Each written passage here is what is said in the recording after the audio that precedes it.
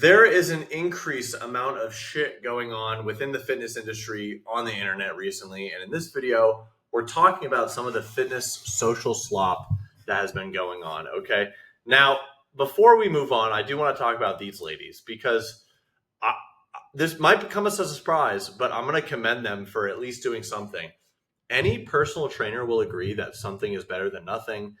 Not to get deep, but it's like you don't know their situation. They might be disabled or be sick or something like that. Now, let's just say one of their goals is to tone up fast and build muscle. Is this the most optimal route? Definitely not. And I think even they would agree that this whole activity, I mean, I'm sure people have seen this video. This whole activity does look a little silly. I mean, let's just level with each other here, okay? But believe it or not, I'm actually not talking about this kind of slop or the kind of swinging videos you might have seen on the internet. But what I am talking about is stuff like run clubs. Now, this is probably going to be the most controversial one in this video. However, I have a bone to pick with them, okay? And, it's not about anyone in this stock picture specifically, but it's the inauthenticity, what I don't like them, and the type of people that run clubs might attract, okay? There are a lot of pros. I mean, let's just start with the pros, okay? For instance, community and accountability aspect. I mean, having a group does make it easier to show up consistently. And some people do work better by feeding off the group's energy. Okay. Social connection. You could meet your wife there. Who knows? I mean, it's another social event. There's a low barrier to entry.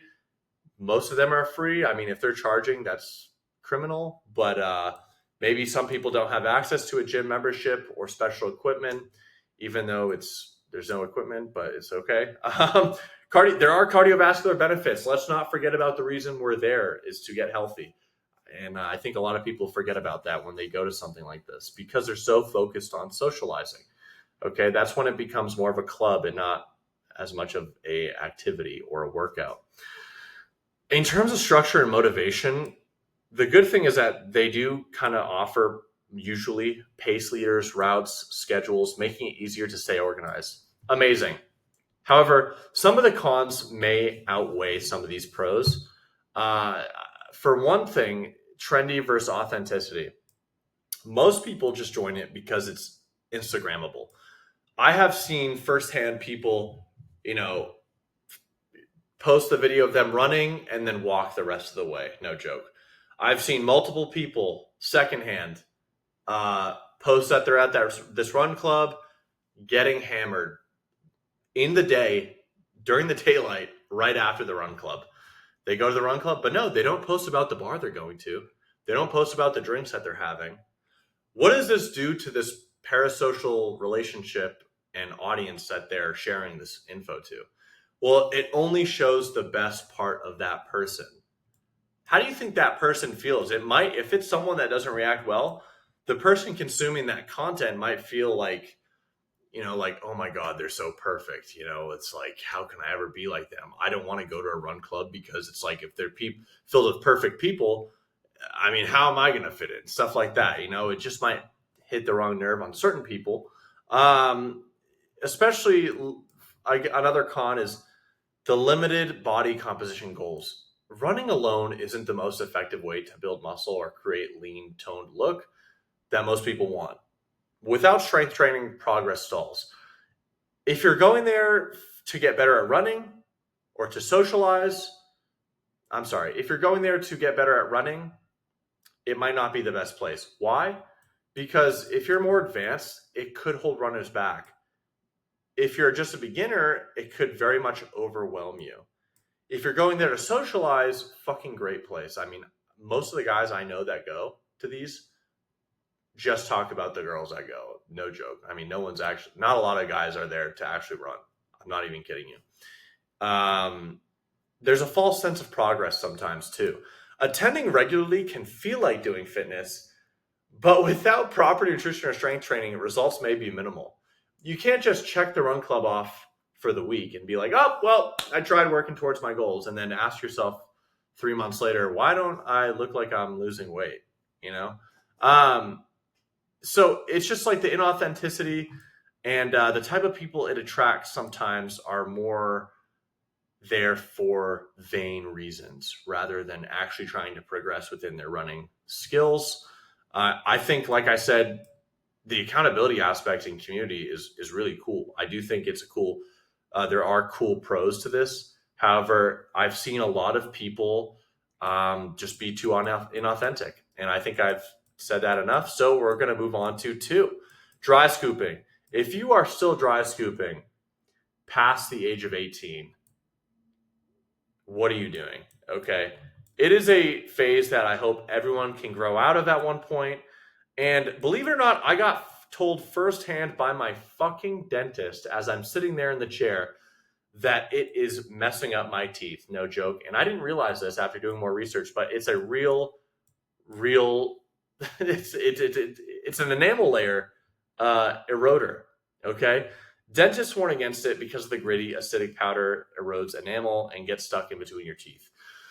And then, I mean, there are some small side effects as well. Sometimes, you might have a choking hazard, digestive stress, heart risks.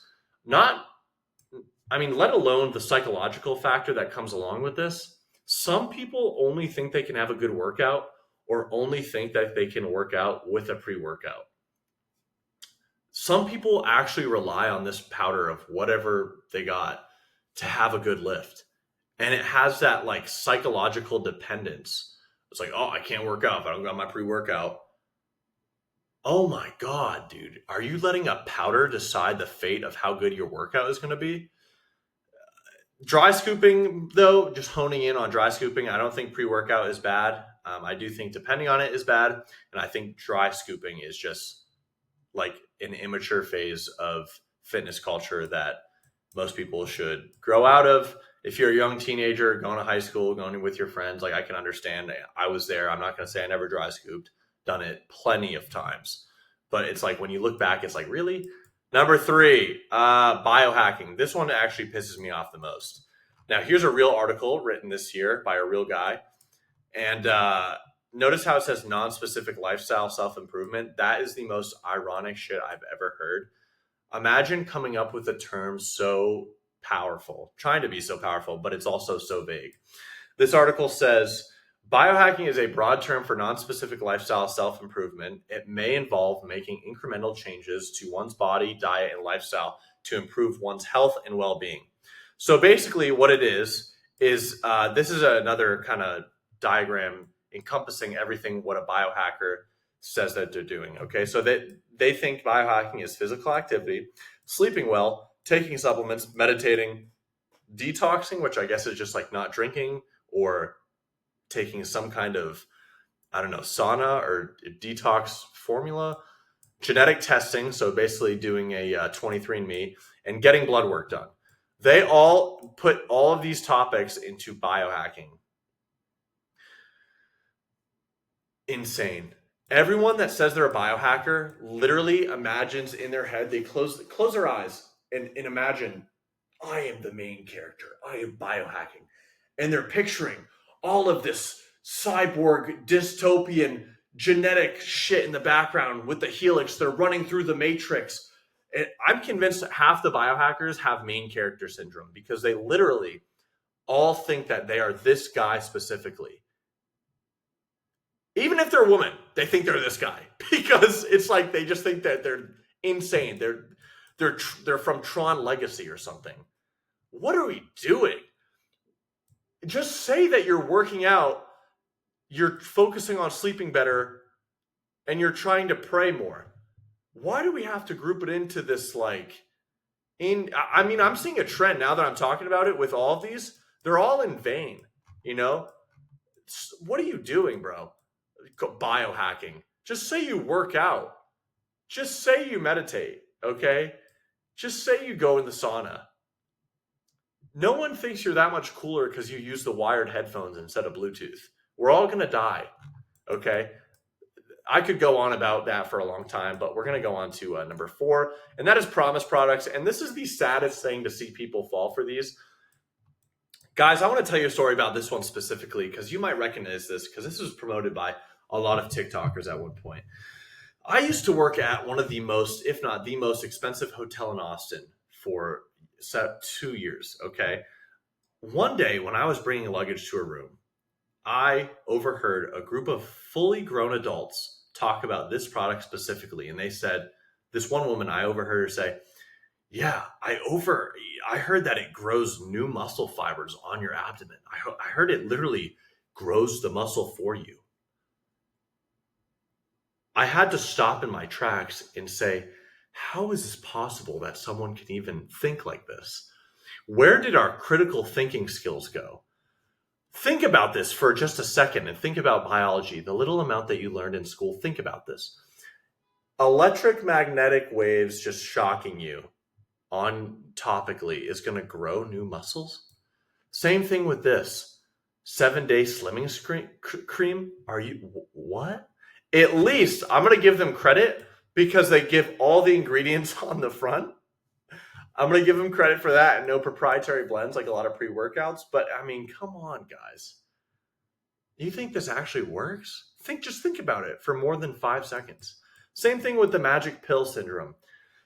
This is just an example, not this one specifically, but a lot of people, even with steroids, like to think that SARMs, peptides, steroids are just going to give them these insane effects overnight and they're going to reach their goals instantaneously. But there's a harsh truth to fitness and reaching your goals, and it's that there's no magic pill. You still have to put in the work, you still have to put in the time, you still have to put in the effort. You cannot cheat fitness. Nothing and no one is going to do it for you, okay?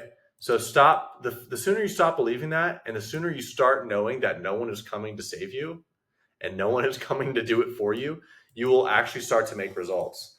Number 5, AI calorie trackers. Alex Eubank and anyone else who made these should honestly give a refund to anyone that invested because this is criminal what they're doing, okay? Portion size guessing.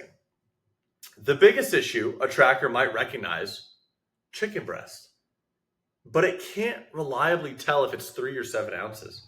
This alone can swing accuracy by 200 to 400 calories. At least when you use and weigh chicken, you get to know, you get the mind to like the muscle memory of your eyes eyeballing a chicken breast that, let's just say, looks that big. And once you weigh it and look up how much protein is in that much, at least you can start to build the skill of eyeballing food. With AI calorie trackers, it literally it's teaching you to eyeball food incorrectly. You don't even have a foundational premises of knowing the exact amounts of food. Okay? AI usually doesn't know if foods were grilled, fried, sauteed in oil, or drenched in sauce. These differences can add 100 to 300 calories per meal minimum. Are you kidding me? A tablespoon of olive oil is 120 calories. And it's not going to tell if it was cooked that way. Many apps pull from huge user-generated databases full of duplicates and mislabeled items. The same food might show anywhere from 50 to 200 calorie differences depending on which entry is used. Oh my God, this is just like the Amazon store that you could walk into, grab something and walk out, and it would by Bluetooth of your phone and your Amazon account automatically know what you took out. But then to come to find out, it was actually 2,000 Indians just zooming in on the cameras and screenshotting what you bought. This is complete fraud. It could be pulling off of wrong answers. Studies show that AI-based food recognition apps can be off by 20 to 50% of total calories in a given meal. In practice, that's a 200 to 600 calorie swing daily, which means this could completely erase a deficit or a surplus. Everything I've talked about here is absolutely fucking insane and must be stopped. Okay, the run clubs, they can stay because there are some pros, but it's more of the people they attract. Dry scooping, if you're a kid, sure. But I mean, these bullshits right here, the last 3, dude, what are we doing? These are criminal products, okay? Please, for the love of Chin Chin, don't do anything like that. If you like this video and liked my takes, subscribe, end video.